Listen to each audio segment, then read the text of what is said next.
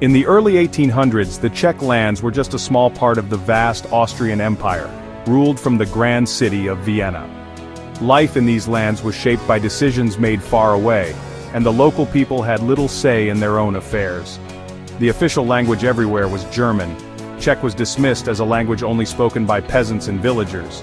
In schools, government offices, and even in the cities, German dominated daily life, while Czech was pushed to the margins. Czech identity was in a deep sleep, almost forgotten, hidden beneath the heavy blanket of the empire's rule. Many people began to lose touch with their roots, unsure if their language and culture would survive. But then came the Czech national revival, like a giant alarm clock ringing across the land, waking people up to who they really were. It was a movement that inspired hope and pride, and it spread quickly. Brilliant thinkers and passionate writers like Josef Dobrovsky and Josef Jungmann led the way. They worked tirelessly to bring the Czech language back to life, believing it was the key to reviving the nation's spirit.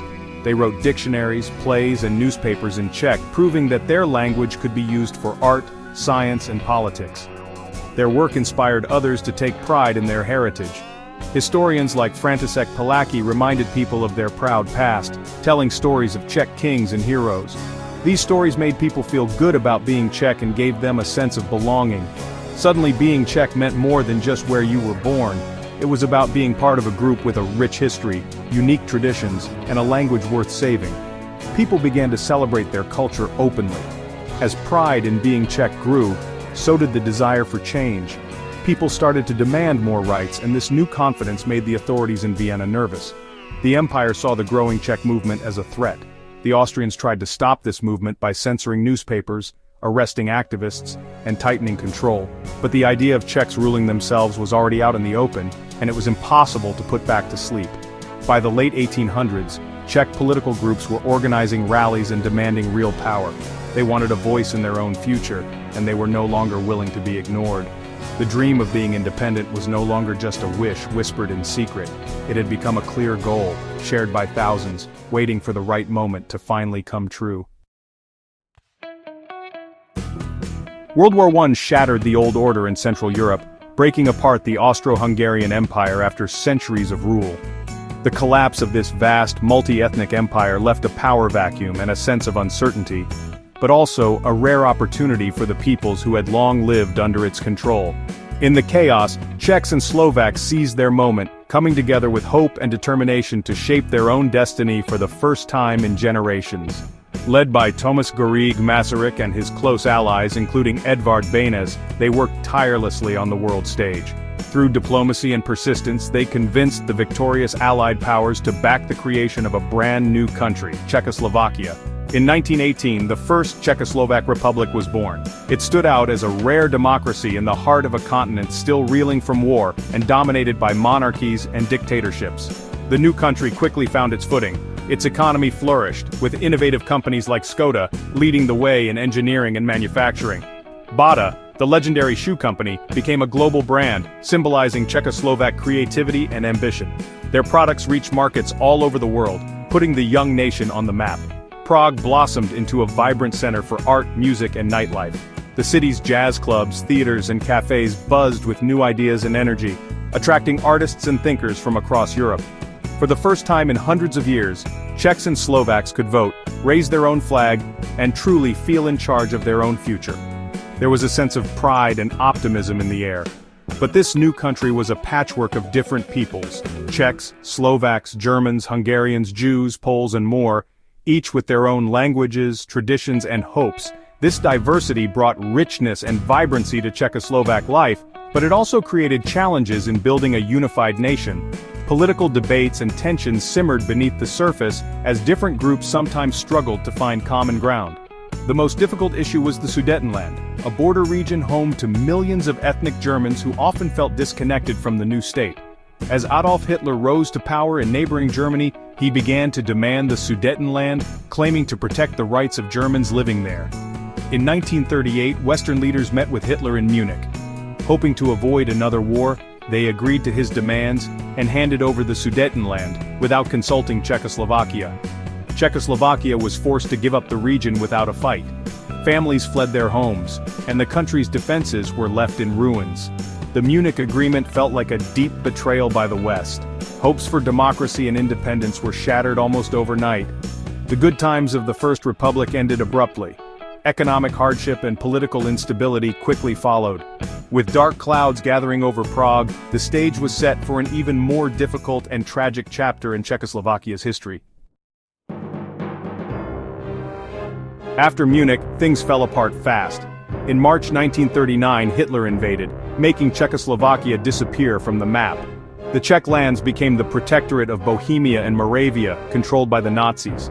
Life under their rule was awful. Czech culture was stopped, anyone who spoke out was crushed, and Jewish people were targeted to be killed.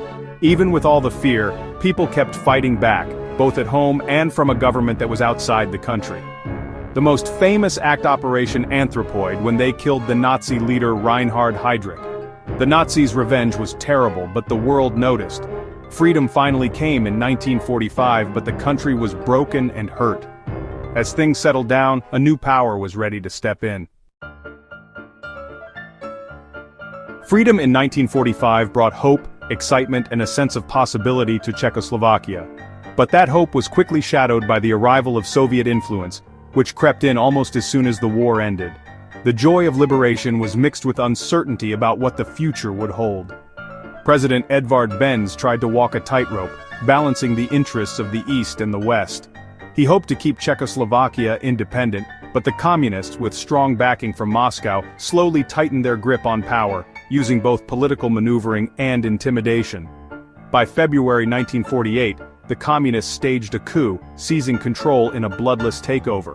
Overnight, Czechoslovakia found itself trapped behind the Iron Curtain, cut off from the West and its democratic ideals.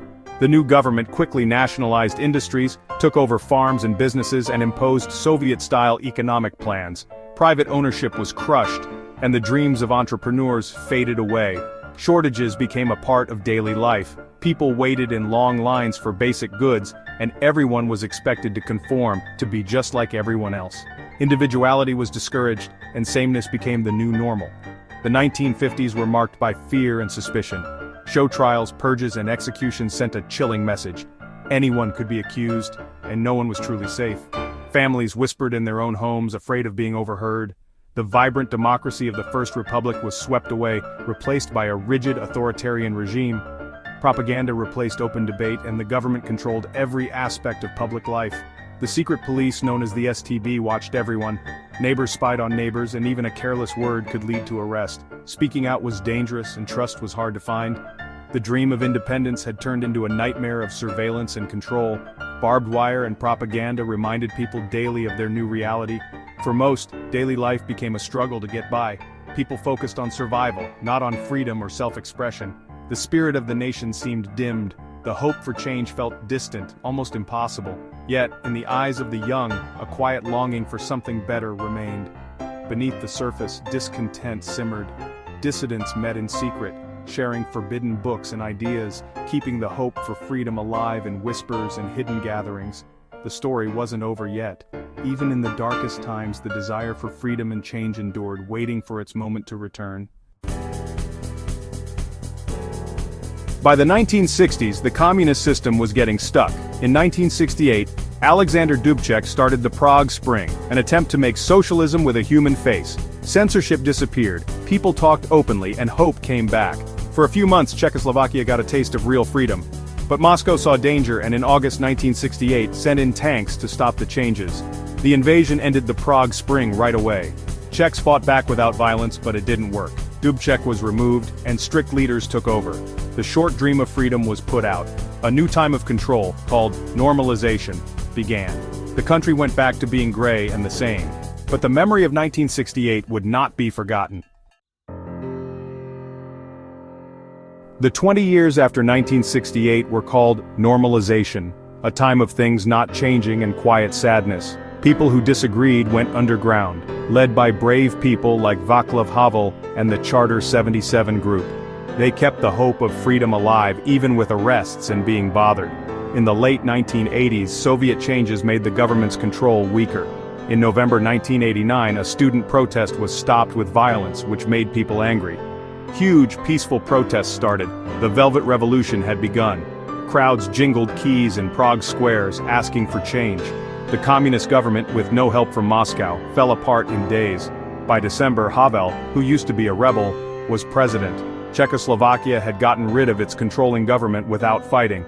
The world watched in amazement. The country was finally free, but a new challenge was coming. With communism gone, Czechoslovakia was free, but staying together was hard. Czechs and Slovaks had different ideas for the future.